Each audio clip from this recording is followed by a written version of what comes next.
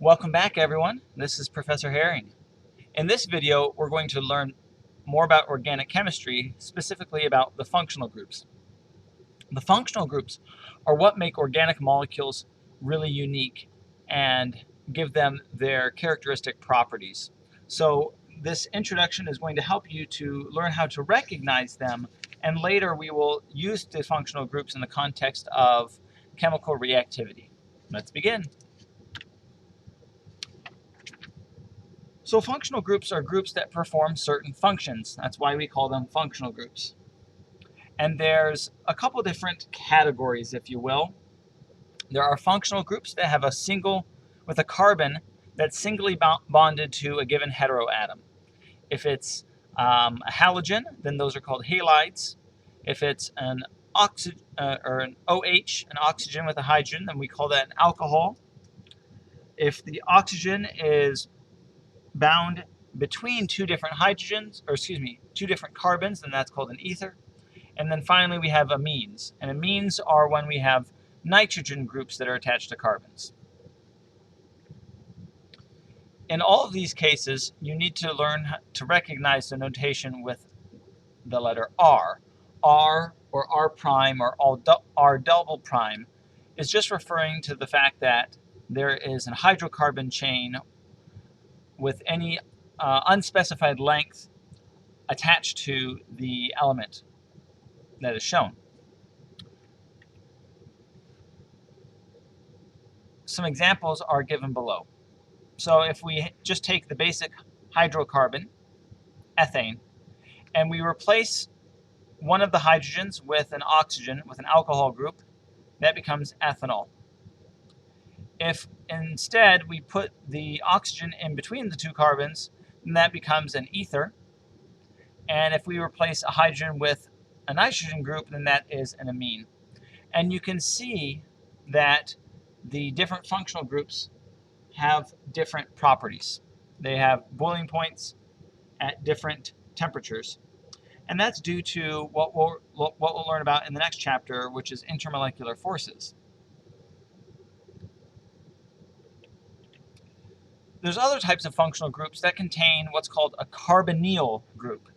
And that's where you have a carbon with a double bond to an oxygen.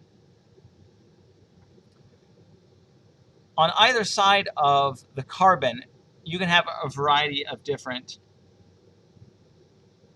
elements. And depending on what those elements are, that will dictate what type of functional group it is. So for example, if one of those elements is an aldehyde, the other one can be, if it's a hydrogen, then it's an aldehyde. And this R group can be either another hydrogen or a carbon group. For the ketone, that is the carbonyl group, carbon-oxygen double bond, with two different bonds to two different carbons. Then we have the carboxylic acid, which has a carbon group, and then the alcohol group attached to it. So it looks like a carbonyl with an alcohol.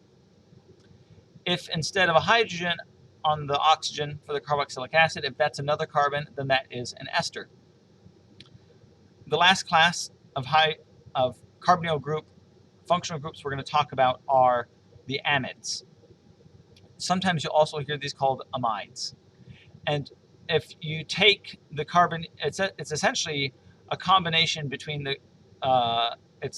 you've replaced the oxygen on the carboxylic acid with a nitrogen. And so we see that it's similar to an amine, both in terms of its name and in terms of its structure. And then here on the right, we have a variety of different examples of molecules with these functional groups. And you'll notice that the naming of these follows certain patterns.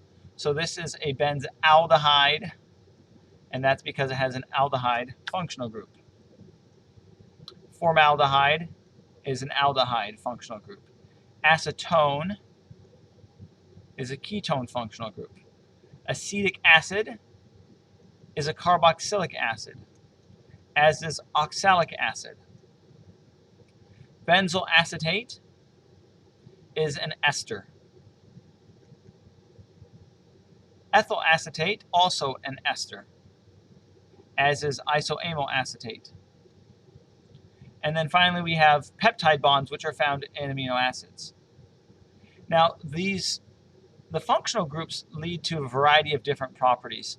Shown here is isoamyl acetate is actually what provides the banana smell in banana runts. And a variety of different ester compounds are used to provide fragrances and scents within foods, within beverages and perfumes and the like. As we see here, we're probably the most common example of an amide is within the peptide bond. And it turns out that proteins, which are made from the amino acids, have a variety of different functional groups on them. And we tend to categorize them based on the types of functional groups that they have. You can see that there are functional groups that are purely hydrocarbons. These ones we didn't talk about, but these are called thiols. You have an alcohol. You have an amide.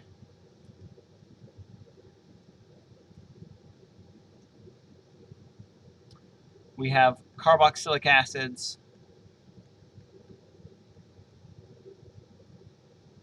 And then a variety of amines. And then more amines and alcohols. And the point here is not that you do not need to be familiar with the amino acids, other than to be able to recognize various functional groups that are on them. And again, we're introducing these functional groups with an eye towards understanding how molecules are going to interact with each other. So let's give some practice. The presence and properties of functional groups are responsible for how drugs function. And so we want to know in this question which functional group is absent from all of these molecules. Go ahead and pause the video now and try this on your own. Welcome back. So as we're looking at these different functional groups, one way that you could do it is simply look for the functional group that is listed. Another way is to identify every functional group that you find. So let's go through and identify what these different functional groups are. This has a carbonyl group with an alcohol attached to it, which means that this is a carboxylic acid.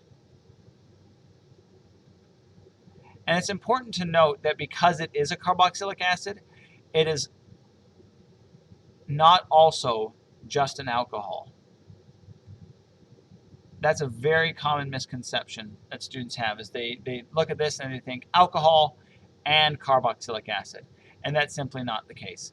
We always just give it one classification, and this is a carboxylic acid.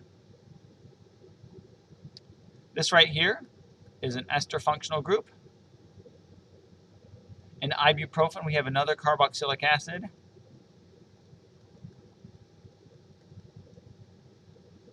This is an alcohol. And then finally, this right here is an amide. So we have carboxylic acids, alcohols, amides, esters, no ketones.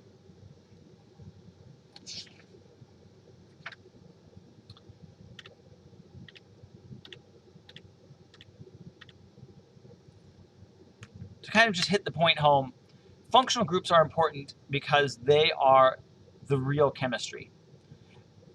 Organic compounds are found in practically every useful product that has ever been conceived of or made. This includes dyes and solvents, perfumes, medicine, refrigerants, your clothing. Polyester is literally made out of organic compounds. Teflon, various foods have all kinds of organic compounds in them, and the list goes on and on. As we discussed in the earlier video, there are literally millions and millions of organic compounds, and you could spend your entire life trying to understand them and maybe even just barely scratch the surface. And so my invitation to you is to learn to recognize them in the world around you and better appreciate how chemistry, and organic chemistry in particular, is prevalent and useful to our everyday life. Thanks for watching. If you have questions, please post on Piazza in office hours or recitation. Have a good day.